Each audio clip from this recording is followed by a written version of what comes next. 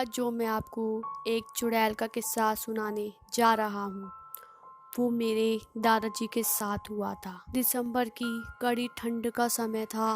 बहुत घना कोहरा था। दादाजी शहर में क्लर्क थे। दादाजी उस समय के बड़े अधिकारियों में से एक अधिकारी थे।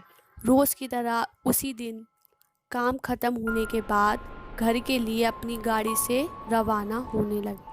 उन्होंने घर की कुछ ज़रूरत का सामान लिया और गाड़ी आगे बढ़ा दी। ताज़ी मछलियाँ लेने और देखने की वजह से उनका समय गुजर गया। उनकी जब अपनी घड़ी पर नज़र गई तो उन्हें आभास हुआ कि आज तो घर जाने से बहुत देर हो जाएगी। फिर यही सब सोचकर उन्होंने सोचा कि क्यों ना जंगल के रास्ते से निकला जाए, जल्दी भी पहुंच जाऊंगा। तो उन्होंने अपना रास्ता बदला और जंगल की तरफ अपनी गाड़ी को घुमा दिया। रात के 10 बज चुके थे। गाड़ी तेज रफ्तार से आगे बढ़ रही थी। तभी अचानक एक तेज ब्रेक के साथ गाड़ी को रोकना पड़ा। उनकी गाड़ी के साथ एक औरत जोर जोर से रो रही थी। उन्होंने सोचा इस वीराने में ये औरत क्या कर रही है। उन्हें लगा कि कोई मजदूर की पत्नी होगी।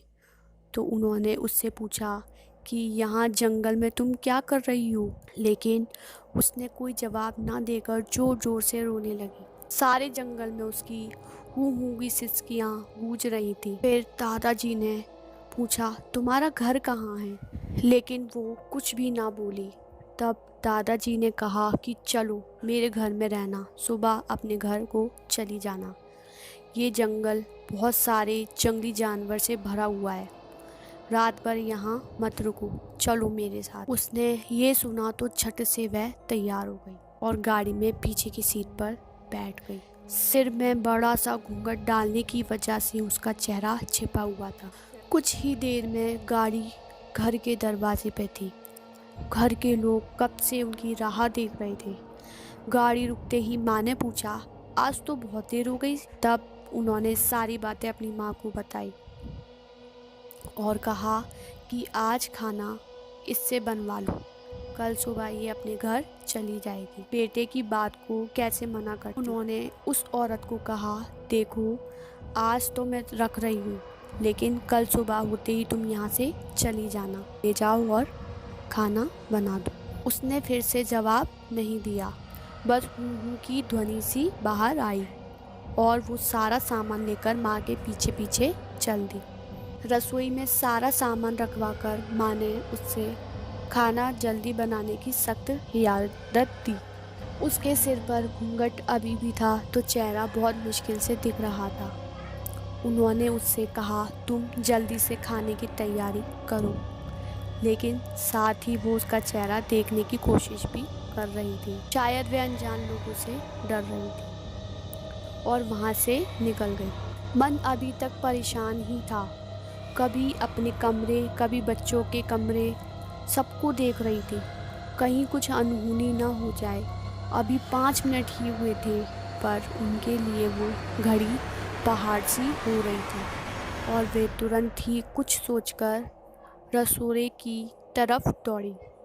और वहाँ पहुंचकर जैसे ही उन्होंने रसोई का नज़ारा देखा, उनकी आंखें फटी की फटी रह गईं। उनसे ना आगे जाया जा रहा था ना पीछे।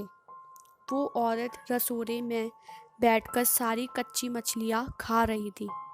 सारी रसोई में मछलियाँ का खून बिखरा पड़ा था। उसके सिर से घूंघट भी उतर पड़ा।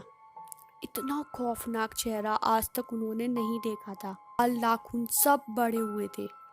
मछलियाँ खाने में मगन होने की वजह से उसे कुछ ध्यान भी नहीं था और खुशी से कभी कभी वो आवाज़ें भी निकाल रही थी। माँ को भी कुछ नहीं समझ आ रहा था कि चिल्लाने से कहीं घर के लोगों को नुकसान न पहुँचे। वो चुड़ैल से अपने घर को कैसे बचाए उन्हें समझ नहीं आ रहा था।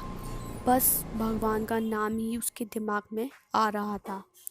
अचानक जब वह आगे बढ़ने लगी, झट से एक थाल लिया और चूल्हे की तरफ दौड़ी। उस चुड़ैल की नज़र भी माँ पर जा चुकी थी। वो भी अपनी जगह से कुछ सोच कर उठी। माँ थोड़ी सी भी देर नहीं करना चाहती थी। उस चुड़ैल के कुछ करने से पहले ही चूल्हे चूल्हे के पास पहुंचकर उन्होंने जलता हुआ कोयला थाल में भर लिया, चुड़ैल की तरफ लेकर जोर से फेंका। आग की जलन की वजह से वो अजीब सी डरावनी आवाज़ें निकालने लगी। अब तो उसकी आवाज़ें बाहर भी जा रही थी। सारे लोग बाहर से रसोई की तरफ भागे। वो चुड़ैल जोर जोर से हूँ की आवाज़ निकाल रही थी और पूरे रसोई में दौड़ रही थी और माँ को पकड़ना भी चाह रही थी। लेकिन अब सारे लोग रसोई में आ चुके थे, तो लोगों की भीड़ देखकर वो और भी डर गई। यह देखकर वह जंगल की ओर भाग गई। माँ की तो डांट देनी पड़ेगी। ऐसे छुटकारा पाया उन्होंने चुड़ैल से और हिम्मत से काम लेकर खुद की और दूसरों की भी जान बचाई।